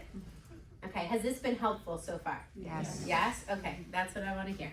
Now let's talk about the next best part of our business once we're done with our brain. Brain first, data second. So when we start getting into the data around our business, or not getting into the data around our business, the truth is that, here you go, most agents hide from numbers. Now, who wants to share some of the reasons that you may or may not look at your numbers? They're scary. They're scary. What makes numbers scary? Your scarcity. Okay, what else? Some people don't understand what they're looking at. You don't understand what you're looking at. What else? I think like maybe you think you're doing all of the right things, you're working hard, and then when you look at your numbers, they don't reflect maybe what you feel that you're doing. Yes, they say agents lie and numbers don't. Mm-hmm. And that's the truth. We go by how we feel about ourselves. We're feeling our outcomes. We're feeling our judgment of our results. We're feeling how other people are behaving. We're feeling what we're doing and what we're not doing. And what does the data do for us? Speaks the truth. It speaks the truth. It eliminates everything. You can't have conversations that are emotional. You can't have excuses. You can't wonder where the business is. You can't wonder how to get there, because the truth is the math is the path. And there is no other reality except for the way that real estate is guaranteed is through using data. The way I have worked to help people scale, double, quadruple, anything we're doing with business, it is in data. Because the data is sales, and real estate is sales business, and sales is predictable. Real estate agents are not predictable. Your mind is not predictable. What your brain tells you need to do is not predictable. What you believe you need to do to succeed is not predictable. But the truth around the math is actually predictable. I could tell each and every one of you in a very close range how you could reduce any amount of sales production that any person would want, and I could prove it out in like really, really refined math. Yet, if we don't know what our specific data is individually, then really what we're doing is we're just throwing darts at the dark. And that's the reason that I don't like sitting and doing numeric business planning sessions, because if you don't have the data to plan effectively, then you're just taking other people's data, you're taking information that is not accurate, and you're giving yourself more non-truths to then go pretend like you're gonna hit a goal. And that does not work well with the willingness and the belief system that we're looking for each and every one of you to get to go hit the outcome. So the first thing that is most important if you are setting and placing your intentions for 2026 for yourself or for those you lead is there's really always two numbers that you want to be looking at. One should be the number in which you do not hit, you are not in real estate, career change number, and then the number that's actually making a difference in your life. They are not the same numbers, and if you spend all of your time chasing the make a difference in my life number, you're gonna spend all of your time never getting where you wanna go. And so the best part about the opportunity you have leaving today's conversation is that you need to set a goal that is actually, in my opinion, at the lowest point of your willingness to act that can show you that you do it the way you say you're going to do it. And if you set a goal that you will actually perform around, what happens to the brain? The CEO's like, we got this, we're doing something, action, more action, wins, desire. When you're like, hey, I don't set an appointment once a week, and my goals now from this business planning session has me setting 4 listing appointments a week, do you think that really you're gonna go start setting 4 listing appointments a week when you're not setting 1 listing appointment? If you have no idea and you're not paying attention to what you need and what you want, it's like really challenging. So this comes into where we start looking at the understanding of the purpose, the planning, the prioritization, and the income association to what's non-negotiable and what's desired. So raise your hand in this room if you knew in 2025 what was non-negotiable for you and what was desired in your income. Oh, this is amazing. All right, I'm gonna leave now because we got it. This is it, and this will totally change how you act and how you lead others through their actions, because it is not the same, and you need to get wins as fast as possible. Goals are not about setting yourself up for being in a constant state of lack. Goals are really best performed when they put you in a place to win. And when you can win with small goals, you can then perform to win the big goals. Yet if there's not any differentiation between the two of them, just the natural state of us being in that goal getter, goal setter, intention, reality, all the things just come into play. And leading people who say they want it. Has anyone been in this room leading people in real estate that say they want it and then somehow don't work? Yes, okay, so if anyone else has seen that before, I might be the only one. What's missing is that we need to understand these tools for them to have their willingness, for them to have their belief system. You know, how many agents have you interviewed on a team and think this is gonna be the best agent, they're gonna be great, they're gonna be all the things? Do you actually ask them if they believe in themselves? Do you actually ask them if they think they can do the job? Have you ever wondered what it would look like to start having conversations around real willingness before you start? And what that actually looks like? Just a little bit of fun. And so taking this income and this dream income, then what happens? You now have a place to start figuring out and preparing what to do. And you are going to act through 2 different levers. One is going to be leading indicators and one is going to be lagging indicators. You are only ever going to be performing in one of these 2 places. So if you are not aware that these 2 places exist, step 1. If you're aware that these 2 places exist, yet you're not exactly sure what you would consider your leading indicators versus your lagging indicators, step 2. If you're very clear on what your leading indicators and your lagging indicators are, you are rocking it. 2026 becomes about how do the leading indicators always get performed so that the lagging show up. Now, if you have no idea what I'm talking about, Jen, what is a leading indicator? What is a lagging indicator? I'm here for it. Does anyone know that they'd want to share? What would you consider a leading indicator in your real estate business? Calls made, perfect, okay. What else would be a leading indicator? What are the calls gonna generate for us? Conversations. Appointments, conversations, great. So from appointments and conversations, then what's a lagging indicator of appointments held? Signed listings. Signed listings, what comes on the other side of that? Contracts. Pendings, closings, okay. So if you start every day figuring out how to get to your pending, and you're not paying attention to the leading indicators that are actually generating them, well, that's where there's no balance in business. And that's where the roller coaster shows up, and that's where our lack of clarity around how to perform on a daily basis is wonky. And so in this whole, what am I gonna do before I do it, and how am I gonna guarantee my outcome, because that's what this business prepping session is really, how to guarantee any outcome, is going to be understanding how much leading indicator do I have to perform to see the lag show up. And that's what comes back to, you can't just set an appointment and say, I got it, because what if your appointment was for a nurture that's not ready till June?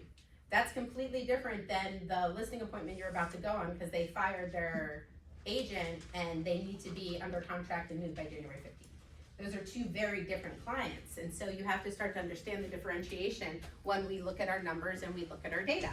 Now, when we look at our numbers and when we look at our data, where are we looking at our numbers and where are we looking at our data? Where is the scorecard? Who has a scorecard? Who can name a sport that you know whether you win or not without a scoreboard? Does anyone know one? Okay, I don't know if anyone saw how many hands went up and what the scoreboards looked like, but these are the greatest opportunities for us. And that's what this time together is. This is this awareness for you. Most of the people in the room just told me that they don't have a scoreboard. And you're playing a sport every single day. So how are you knowing when you're winning or not? So you're just going on the field, getting dressed and running in circles. Some of you may not even be looking at the playbook if that's the case. And if you're looking at the playbook and you're running the plays, yet you then don't know when you're scoring, how do we know when we win? And that's what this comes down to. So yes, we need to figure out what data to look at, and we need to have a willingness to look at data, and we need to get into a relationship of helping prove our result. Yet ultimately, if we don't even have the scorecard and we don't have a way to look at it, then how do we actually get that outcome? And it can look any way you want it to look. No judgment zone. I'm not going to tell you that you have to have this or that or the other. You want to see how much action you're doing to get an outcome. That is what you want. How much action am I performing to get an outcome? That is the core of all of this. So however you want to choose to track that, whatever system, whether you want to use tally marks, whether you want to put a Post-it on the wall every time you get a contact and write their name, whether you want to send smoke signals to your assistant and have her write it on a cork board, it doesn't matter what it is. What matters is hi, I want to play a sport in 2026, raise your hand. Who wants to win the Super Bowl in 2026 in real estate? Okay, to win the Super Bowl, do you have to know the score? Yes or yes? Yes. So can I hear everyone say, I will have a scoreboard in 2026 on the count of 3? 1, 2, 3. I will have a scoreboard in 2026. Because then you can win. And guess what? Half of you may be winning and you don't even know it. So that's actually the craziest thing. I can't tell you how many businesses and how many different data sets we've looked at where people are telling me they didn't win. My favorite one is people who actually set volume goals and unit goals, but really it's connected to an income goal. And they sit here and they're like, oh my God, I sold 50 houses and I was supposed to sell 65, and I wanted to make this amount of money, and they cry, and then I actually do the numbers and I'm like, hi, you made $67,000 more than your income goal.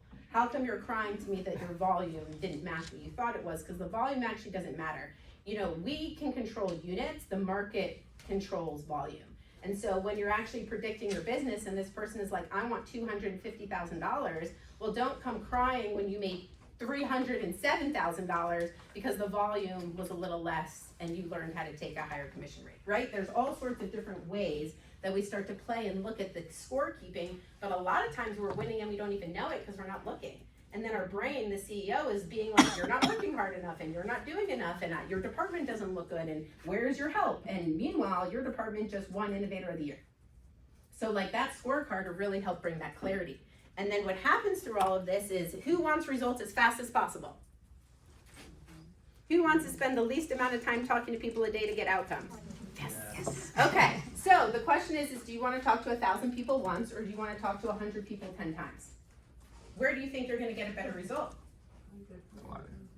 80% of real estate agents will not talk to somebody more than 3 times if they don't have an immediate real estate related need. And 90% of the conversion is now happening between 5 and 12 two-way conversations.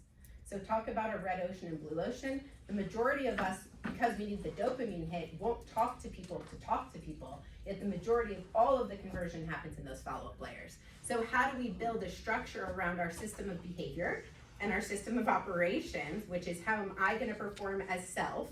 How are my tools gonna perform so my brain is not the boss? And then what's gonna happen here is there's going to be certain amounts of each individual database pocket and lead pocket that if you choose to prepare and plan can get you a predictable outcome. Now, what I would share is that in my humble opinion, you do not want more than 150 to 300 people maximum that you are willing to talk to 24 times or more a year to produce an outcome. Most people who are doing that are now in the last 12 months of data, somewhere between 20 and $30 million in volume. So that's about what that's doing right now. 150 to 300 people that they're talking to at least 24 two-way conversations a year through a cycle. So it's not thousands of people, it's enough people talk to in consistency. And what you want to know is who are the people in here that I've talked to? Who are the people who know my name? Who are the strangers? Who are the open house leads that I didn't call back? Am I taking team leads from a pond? What is it? And how many actual conversations do I need to have? And what we're really looking for is how many people are there? Do I have any idea how many people I talked to how many times this year? So raise your hand just for fun. Is there anyone in this room who actually knows and keeps track of how many times they talk to their database contacts a year? That right there is the magic of magic.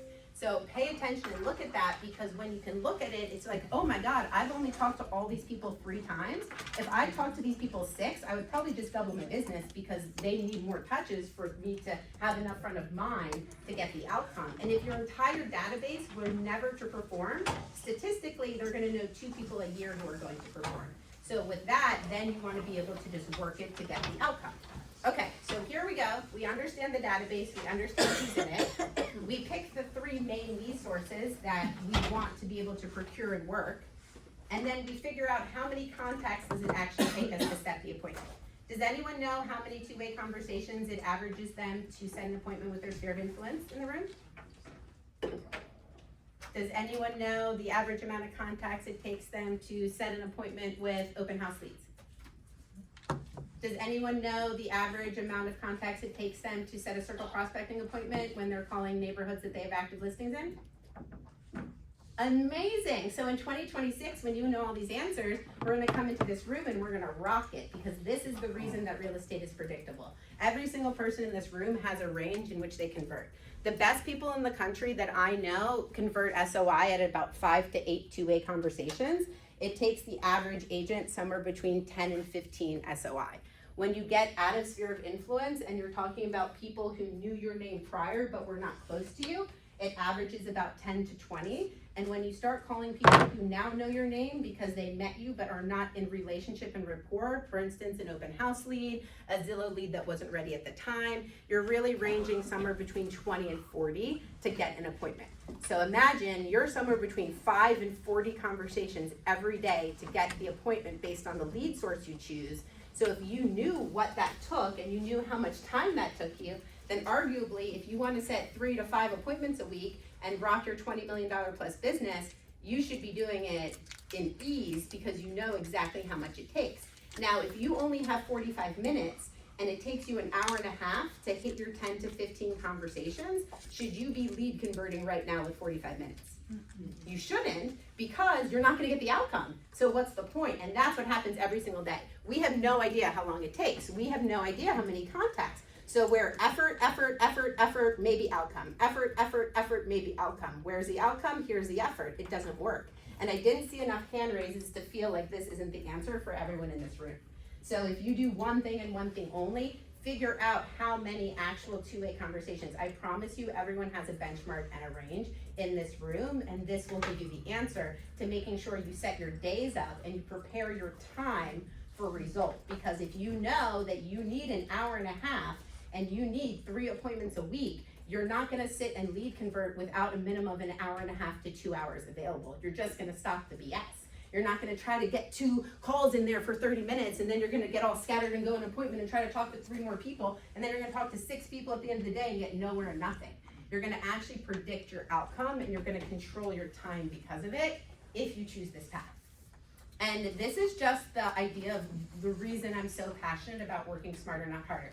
This is real estate team number 2. Well, I guess this is real estate team number 1, but this is my real estate team in the Baltimore metro area, so it's about an hour and a half from you guys.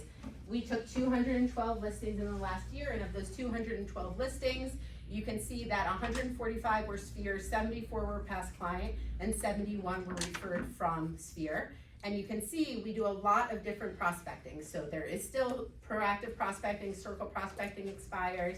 You can see we have a ton of internet lead conversion, and we still have agent referrals and sign calls. Yet no matter what we did, look where the largest percentage of business is coming from.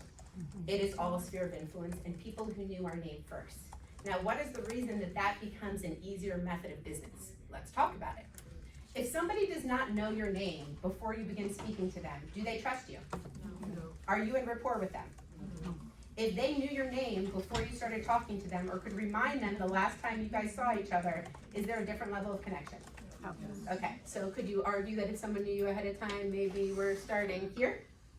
Okay, so what happens when you start here? Then you start talking to them, and what happens? Okay, I need less rapport to set an appointment because they already trust and know who I am. I need less rapport, so they say 89 to 90% of appointments that you hold when they knew your name prior will actually sign without interviewing other agents.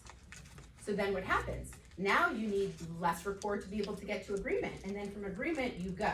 So you can choose because you don't feel like talking to your sphere of influence, because you don't feel like you know what to say to them today, because you have a perspective that you do better with people who don't know you. It's so much ineffective narrative that is not getting you your outcome as fast as possible. It is humanly impossible for anybody, no matter how good they are, to get a result faster and convert each level of sales at a higher conversion rate than someone who knew your name ahead of time. It doesn't matter how good of a salesperson you are.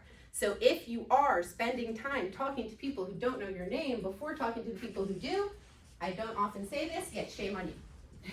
Because you are making it so much harder on yourself to get an outcome. You're starting at 0, and you can start at literally 70%.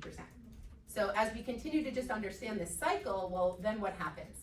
You don't want past clients, you want forever clients. You don't want a trail of dead bodies and cemeteries behind you. You don't want to be an instant bestie to an instant no one. You want to find a way to be able to balance this concept of how to procure your database, procure your forever clients, keep the people in relationship with you. And part of that becomes how you treat this business when you're not servicing the business.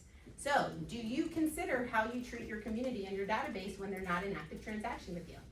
And if you don't, it's a really good time to do it. And what are ways that you can do it? Well, we shit on our SOI. So Schiff Home Team, SHT, and we just shit on them. So what does shitting on them mean? We show them love, we have meaningful conversations, and we track our follow-up. We shit on our SOI all day long. We just shit on them. And you shit, and you shit, and you shit. And then what happens? They just wait to be shat on. And we do some more shitting. And then we do social contests, and we do gift giving, and we do events, and we do Popeyes, and we shit, and we shit, and we shit. Yes. Schiff Home Team, that is. Yeah. So when you shit on them, Yeah. the conversations that like, you're having, like let's say an average, again, 8 conversations. Are these conversations like, hey, so your son graduated college, congratulations, saw you had a baby, congratulations, hey, we're having this event, love to see you, come by, invite somebody that we need to meet, like, but they're not actively like business conversations or relationship building conversations. Mm-hmm.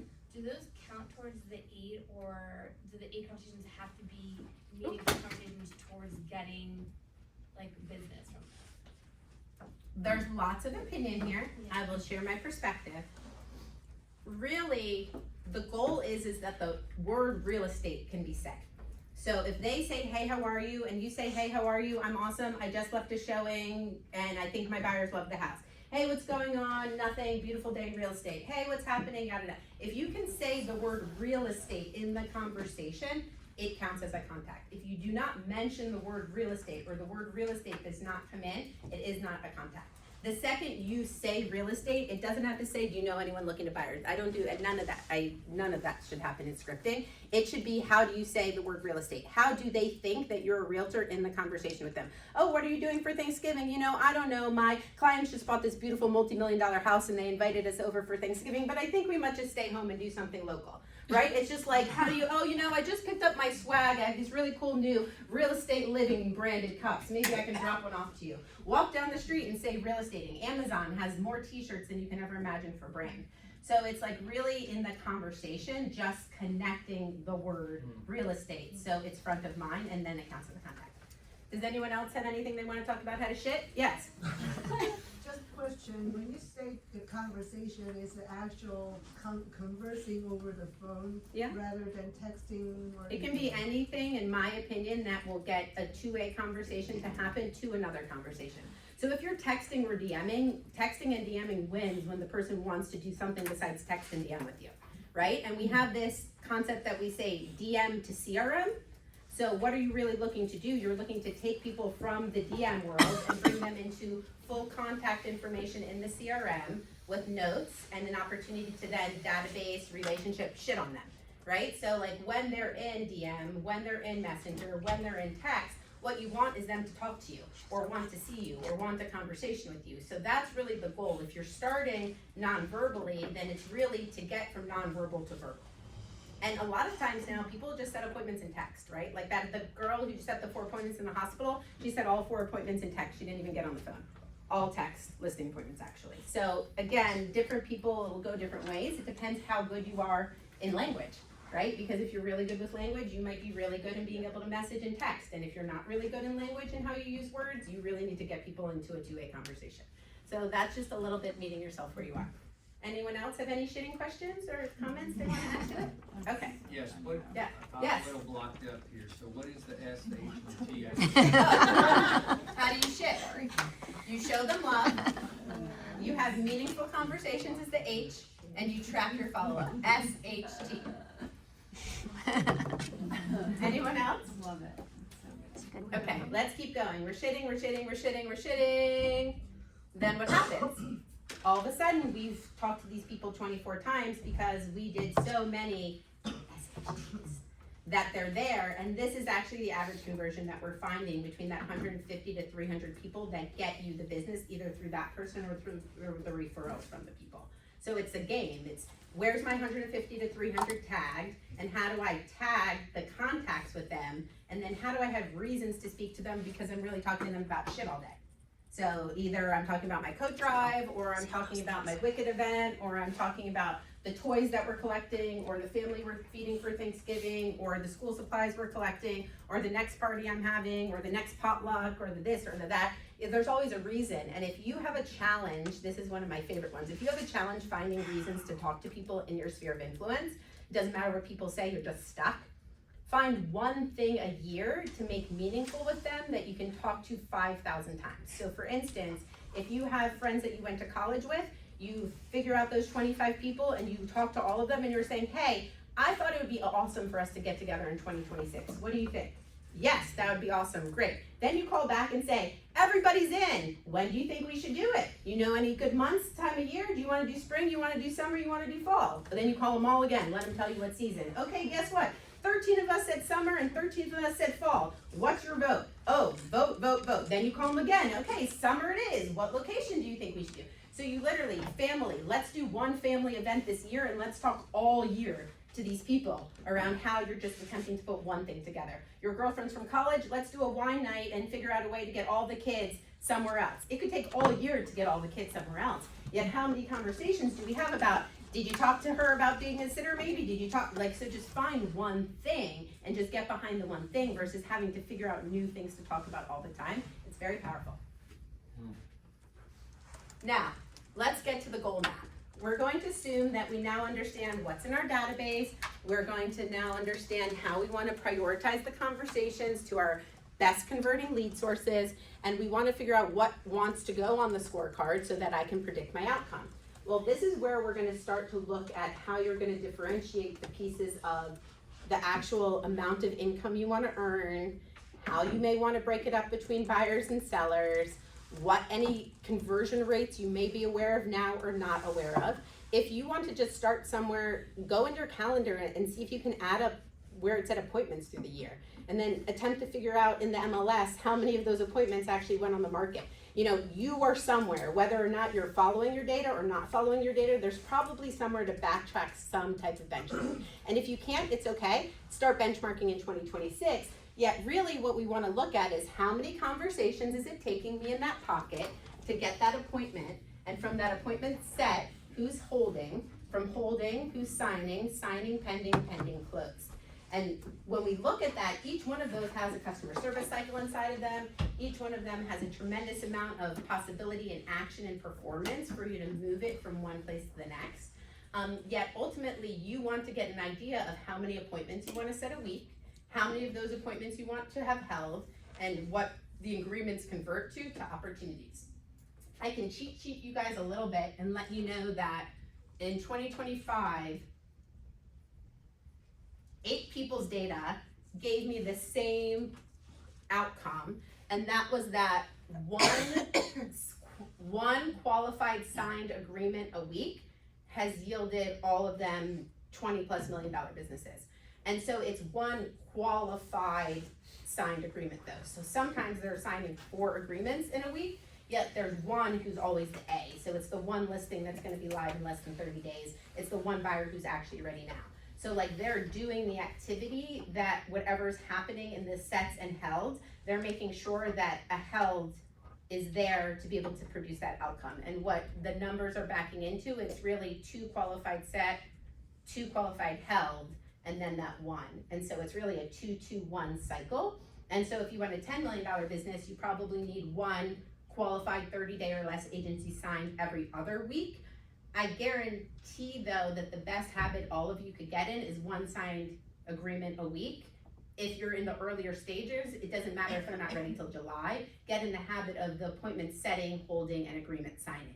When you're really good, we're now paying attention to like, how am I qualifying and who am I holding my appointments with so that I do have that minimum of 1+ depending on what you want it to look like. Yet that is the predictability of this business. That is where you might think you have no idea how to get there, yet I promise if you just get here, everyone else is getting the same outcome, so you too will get the same outcome. And most of us don't think about the qualification of that appointment to the degree that we know that we can't make appointment setting stop until we feel like those 2 qualified helds are there. Now, that's somebody who wants a $20 million plus business. Maybe not everybody wants that, yet that is the data set that is proven amongst many people this year's data, not last year, the year before, of how they're controlling that outcome. So it's just something to think about for yourself. You want to know how many of what type of appointment I want. If you work with a lot of buyers and you want to be all sellers, guess what? We need more listing appointments. Start talking about being a listing agent on social, not a buyer's agent. If you only take $1 million listings and you want to start taking $3+ million listings, well, guess what has to happen? We need to have X amount of $3+ million listing appointments a week to generate the outcome that we're going to get on a monthly basis. So this is where the predictability, when you start understanding the data, understanding what you have the ability to pay attention to, what you can choose to put on your scorecard. This is all willingness though. The map will tell you how to get there if you choose to put all the plots on the map. If you're missing pieces of it, it's really impossible for us to predict the outcome. I just want to encourage us all though, this is all, again, 100% predictable. Whether we're building a $200 million plus real estate team in this room, or whether we're attempting to build our first $2 million plus real estate business, or we're a $20 million plus successful single agent. It all comes in the ability to architect and look at the data. And at the end of the day, you know, our business health is ultimately our wealth. So earning income is incredible, yet what does that income look like on the other side of profitability? And what does your cost of sale look like if you're running a business? And what are you actually looking at to make sure that the business is worth operating? Because the truth of the matter is, for most team leaders, especially in this market, you're at higher profitability just producing on your own. And so there's a big game that's being played in a lot of teams right now about what the actual numbers look like to what the Rainmaker's production and what the team agent's production and everything in between. And so it's really important to understand this and to know, is the juice worth the squeeze? And a lot of us are doing it because it's what we were told to do. I think one of the things that I'm realizing more in the industry, especially in the last year, is how many team owners and team leaders and really incredible producers across the country started building teams because they were told that that's what they were supposed to do to earn additional income or leverage their quality of life. And it's also just not the case. There's other ways to be able to sustain and leverage business. And so I think a huge part for everybody is just understanding what is the reason that I'm actually building this real estate business for? What is the reason that I'm choosing to scale and grow past my own results? And then how do I make sure that those numbers make that worth it? Because it is not an easy game to be a team leader. And especially now, it is more challenging than ever to get people to perform. So the willingness and the tenacity that's necessary to succeed is really critical to making sure that it's meeting the goals to make it worth it. And how do we make it worth it? Well, who's familiar with Profit First? The best way to make it worth it is to make sure you're worth it. And how do you make sure you're worth it? You make sure that your profit is non-negotiable and you spend based on what's left. You don't profit based on what's left. And so if you're a business owner or you're a successful single agent and we're talking about how to own our data and own our outcome, then we have the ability to take it all and put this together here. Now, I know that here's the agent health assessment. So these are the pieces that you want to take a look at once you have the baselines down. So if you're a team leader or you're someone who already owns your data, start looking at things like how many days has it been since your last contract? What percentage of the contracts are team generated versus generated by yourself? What's the average overdue amount of tasks per day? What are the actual amount of contact attempts that have been made on individual database contacts? So this starts to actually geek out your data and get you there a little bit faster. Now, in order for us to see our everything I touch turns to sold lifestyle, I just want to run you guys through. I know I went over, but I have so many fun things to share. I just couldn't stop. This is all going to come into play when you guys put this flow together, because now it's going to be left to you. Hopefully today has been full of different tactics and ideas and ways that you understand from the inside out how to operate you and your business to the fullest outcome and potential. And these are the tools that you're going to be able to bring together in that flow to be able to get it. Now, you are going to have to suffer to succeed because nobody succeeds on pure joy and entertainment alone. So the degree in which the suffering will occur is the degree in which you will likely have success. And just give yourself the grace to know that you just don't have a cue. So all the times I asked you guys today, like, do you have this? Do you not have this? Are you there? Are you not there? Some people raised their hands, some people didn't. It's a no judgment zone. This time today was you guys calibrating where you are to go get anything next.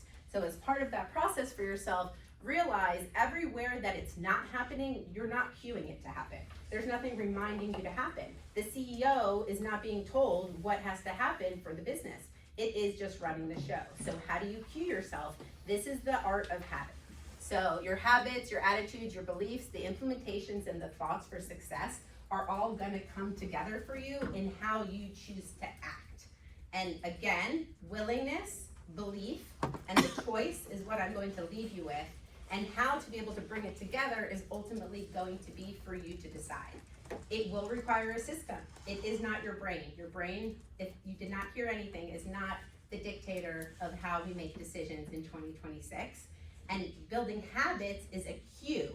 It is a reminder over and over to be able to do things that we are not currently doing or to do the things we don't feel like. So all of the pieces that you might have picked up today and anything that you want to take into 2026, remember that you need to create the reminder.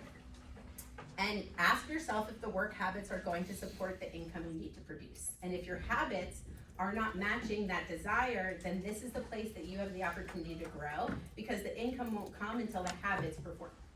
And that's just the reality. You can't wish your income alive without the action. And I'm gonna ask everyone to take a second and the count of 3, and I would just love us all to please stand up for a moment. Everybody stand up.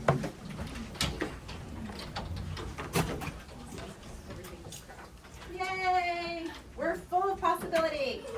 At the count of 3, can we all please read this together?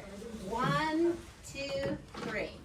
My will shall shape the future. Whether I fail or succeed shall be no man's doing but my own. I am the force. I can clear any obstacle before me, or I can be lost in the maze. My choice, my responsibility. Win or lose, only I hold the key to my destiny. Thank you, everybody. I can't wait to see the results. And if anyone wants to contact me, reach out, chat with me, talk about their business, learn how to grow, and hear all the reasons that you have to succeed in 2026, I'm here to help. Hey guys, before you leave, we do have lunch, but our sponsor is just gonna say a few words. With that one painter, is he out there? Hey Jen, Yes. I'm in the back here, I haven't seen those little bags that you were talking about. What's up, everybody? And then after this, you can grab lunch, and if you'd like to stay and have questions and talk, you're more than welcome to. I heard you. What's going on, everybody? How you doing today? How are you? Good. Just to let you know, I am recording, so if you don't want